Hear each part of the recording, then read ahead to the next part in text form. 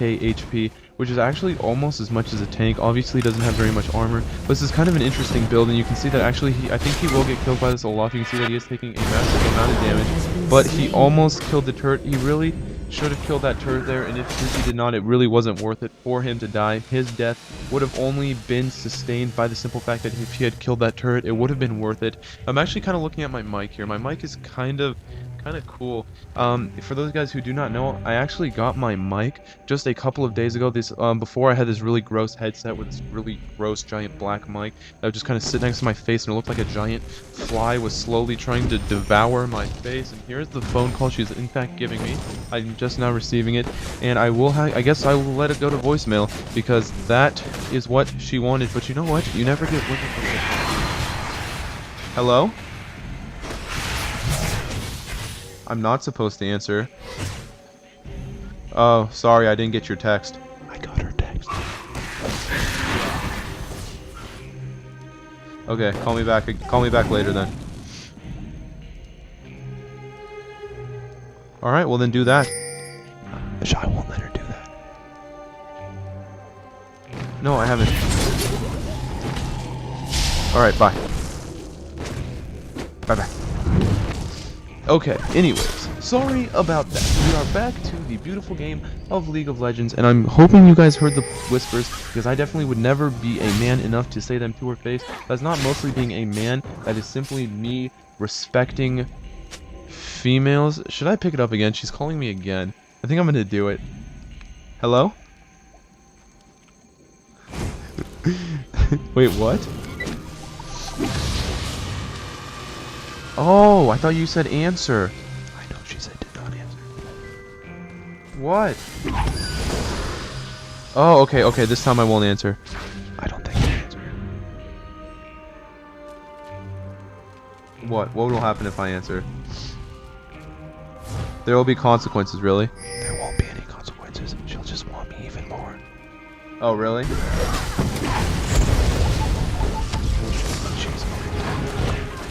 If you call me babe, then your life will be short-lived.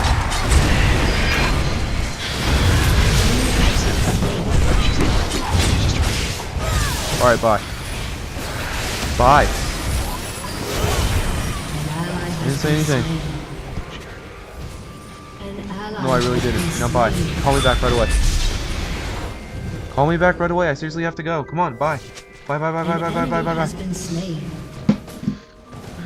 Alright, Jesus Christ. Now we are back to League of Legends. Now there has been a lot of death here. There hasn't been a lot of death. But actually there really has. There's been many casualties, and the little guys sitting there with their orbs, looking into them actually playing this game. In case you guys were wondering where the heck I'm getting this from, it is in fact from a YouTube video where these the 6 caster guys are sitting there with their little orbs, and they're kind of like, I'm envisioning myself holding an orb right now. For those of you who want a visual picture, should I answer the phone again? No, I won't answer the I'm gonna flip the phone to figure it out. No, I'm not going to answer it again, it looks like, because the phone did, in fact, turn up tails. And for those of you guys who do not know, that is picture side up. That means that the phone landed on its face. So I will not, in fact, be answering it, and it looks like this is very good reason, because the game is just now starting to heat up. We are hitting the end game situation where Ezreal is the massive level of 18, whereas Vladimir is the level 17. And if you go here to the item station, you can see that Vladimir is really just kind of stacking all of this ability power with so he's just kind of spamming all the most ability power heavy unit things he can get. If you see here, Will of the Ancients, with Sorcerer Boost, with Magi Soldier, with Leviathan, with Rabadon's Death Cap. And I think that's a strong build, because after you get a massive amount of ability power, you can in fact just hit the Q button and do a massive amount of damage and kind of heal yourself. Now it looks like they are interested in going for Baron here. You can see the entire team is gearing up for a Baron run, whereas Annie is on the other side of the map, so they're really going to have to take Baron by themselves. And it looks like Tristana will be in fact taking the brunt force of this damage while their tower at the back is close to dying. Now there is in fact a scout here to see whether or not they were in fact taking Baron, and you can see that they now do know that Baron was being taken. Now Tristana, very bad engagement choice by Tristana to in fact actually choose to push in here. Now you can see that Ramus has not actually really bought any items in the past 10 minutes, and his gold is... you can actually not tell the gold, I was just kidding.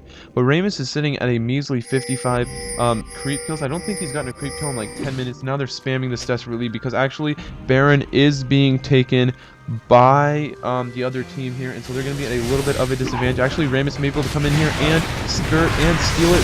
We shall see if he actually can steal it. He actually does miss his he actually does miss his ultimate, so here's the mechanic coming in, but he will get very fastly knocked down by this team with a massive amount of...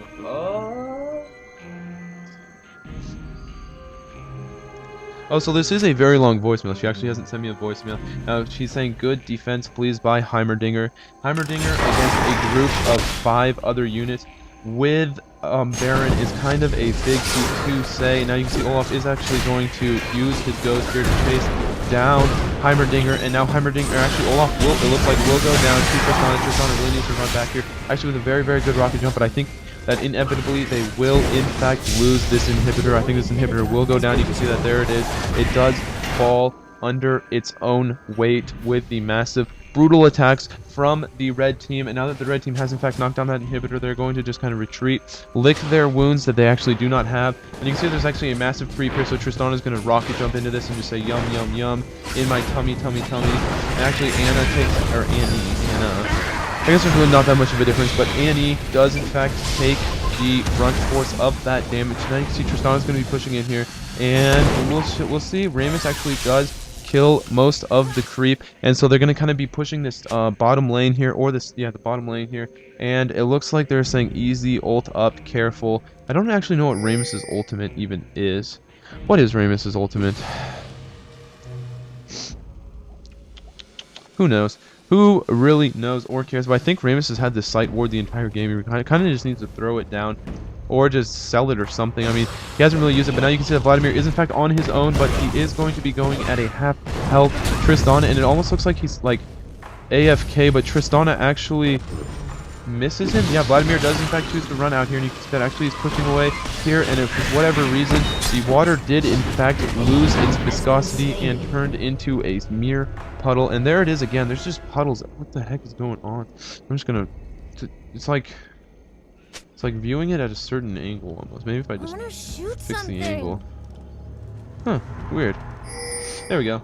And I think you guys probably want to watch our hero Tristana anyways from a even better angle than you guys already have. You can see actually Annie's, okay, terrible angle, the tree's in the way. There we go. Now you can see that actually Tristana's going to be pushing out here, and look at this. This is going to be League of Legends, the movie. We zoom in, and you can be like, one day there was Annie moving through the brush with Tristana and Katarina, and they're kind of running around in their homeland.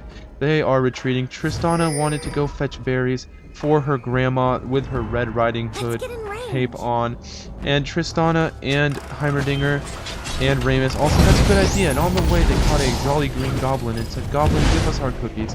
Heimerdinger, with the cookies in tow, decides that it is the best idea for him to take them, so it looks like as he is running to Grandma's house, he's just going to be kind of trucking along here. Looks like he's just going to take a break in some trees. He's kind of tired.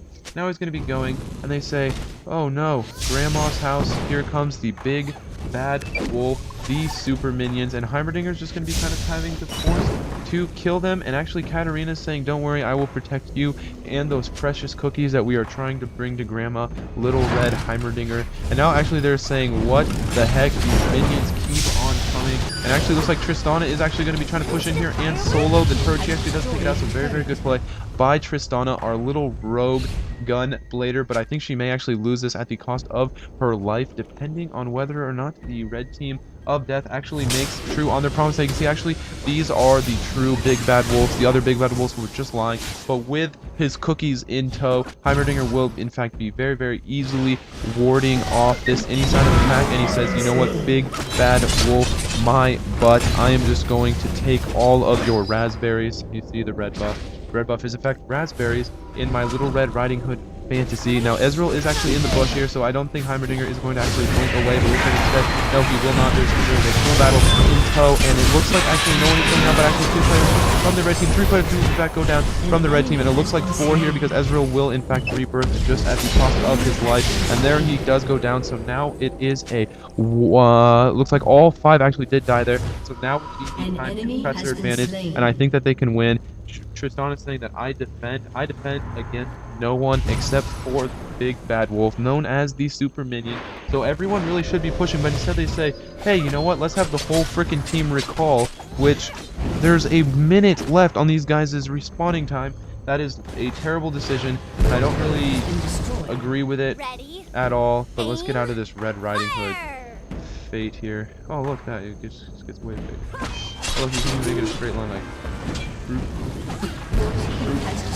wonder if I can pull it over here. Never fucking this thing. I guess not. So I guess at this point it is in fact just a straight line. Now actually, like I was saying before, Tristana and Katarina really should have pushed in there, and they actually made 0 effort at all to make any sort of push at all. Vladimir saying luckers.